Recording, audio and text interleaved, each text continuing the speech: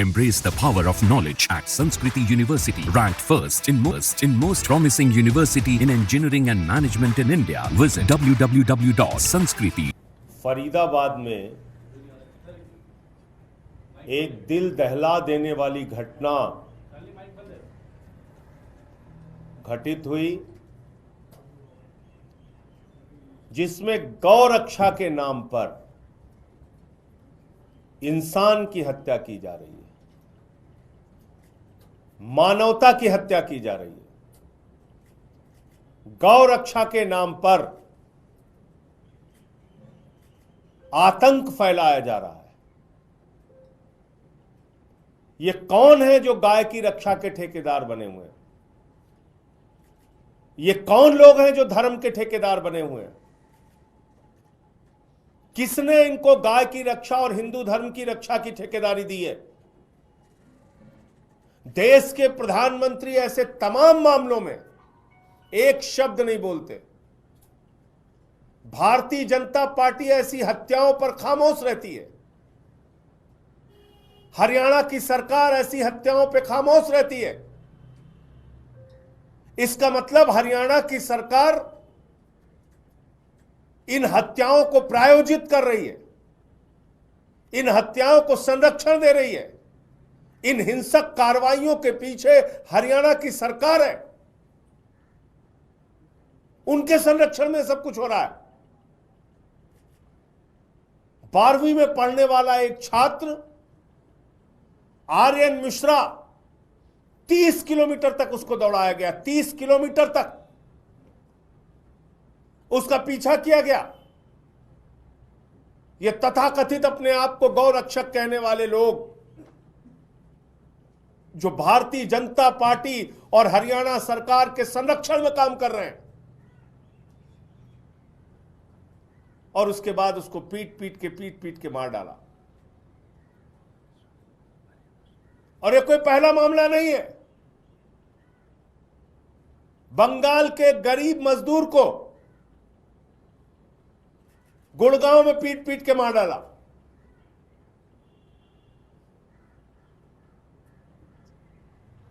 हिंदू मुसलमान, हिंदू मुसलमान, हिंदू मुसलमान, बीजेपी की पूरी राजनीति इस पर निर्भर है। कितनी नफरत भरी हुई है इन लोगों के मन में। पहले मुसलमानों को मारो, उनके घर तोड़ो, फिर हिंदुओं को मारो, फिर उनके घर तोड़ो, फिर दलितों को मारो, फिर उनके घर तोड़ो, फिर आदिवासियों को मारो, फिर उनके घर तोड़ो। इस देश के लिए कोई अच्छे काम भी करने हैं इन लोगों को।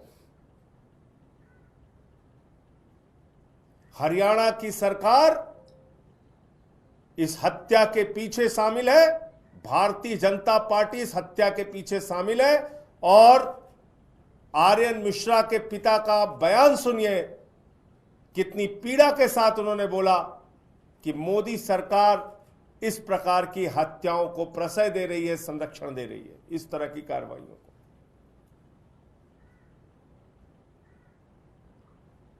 बुलडोजर संस्कृति चल रही देश में।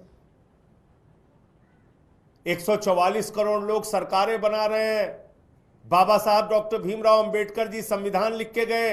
अपराधों के लिए देश में कानून बना है, न्यायपालिका बनी है। अपराधियों को सजा देने के लिए लोकतंत्र की जगह बुलडोजर तंत्र चल रहा है।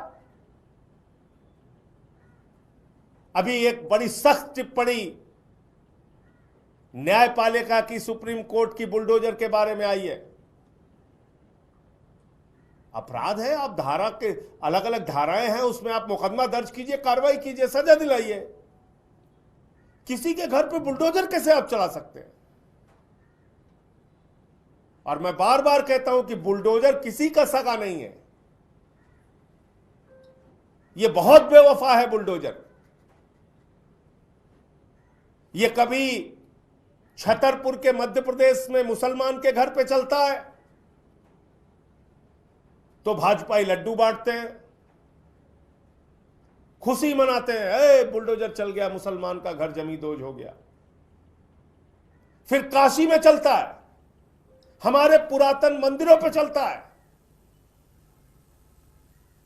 300 से ज्यादा मंदिर तोड़े गए काशी के अंदर, मैं पूरी जिम्मेदारी से बात कह रहा हूं। 300 से ज्यादा इन्हीं भाजपाइयों के द्वारा बुलडोजर चला चला के वहां लोगों के घर तोड़े गए। उससे चैन नहीं मिला तो श्री राम की नगरी अयोध्या पहुंच गए। अयोध्या में 4000 घर लोगों के तोड़े, 4000 घर जमींदोज कर दिया बुलडोजर चला के। कई मंदिर तोड़ डाले वहां पे। ये देश का विकास करेंगे ये लोग? कहीं अयोध्या में बुलडोजर चल रहा है, कहीं काशी में बुलडोजर चल रहा है। और कितने छद्म राष्ट्रवादी हैं भाजपाई, भारत माता की जय लगाते हैं और भारत माता के मंदिर पर वाराणसी में, काशी में बुलडोजर चलाते हैं। भारत माता के मंदिर पे बुलडोजर चला दिया। नोएडा में एक त्यागी के घर पे बुलडोजर चलाया, बदले में फिर जिन लोगों ने आरोप लगाया था उनके घर पे बुलडोजर चलाया। तो क्या बुलडोजर से भला होने वाला है इस देश के लोगों का? क्या ये गौ रक्षा के नाम पे इंसान हत्या से इस देश को तरक्की मिलेगी, विकास मिलेगा, रोजगार मिलेगा, महंगाई कम होगी क्या हिंसा और नफरत की राजनीति से? लेकिन नहीं, ये सुनियोजित तरीके से कराया जाता है। अभी महाराष्ट्र की एक तस्वीर है, एक बूढ़े आदमी को कई लोग मिलके मार रहे हैं, मुसलमान है, ट्रेन में चल रहा है। कहां लिखा है भाई हिंदू धर्म में अपने बेटी से मिलने जा रहा है कोई, उसको पकड़ के मार रहे हो? ये आर्यन मिश्रा के पिता को आज जो पीड़ा है, तकलीफ है उनके घर वालों को, इसका जवाब कौन देगा? इसकी भरपाई कौन करेगा? नरेंद्र मोदी कि नायब सिंह सैनी, हरियाणा की सरकार या बीजेपी? कौन करेगा? तो इसलिए गलत का विरोध करना है जो आम आदमी पार्टी करती है, किसी के साथ भी हो, दलित के साथ हो, पिछड़ों के साथ हो, आदिवासियों के साथ हो, मुसलमानों के साथ हो या हिंदुओं के साथ हो। मैं आंकड़े आपको बता रहा हूं।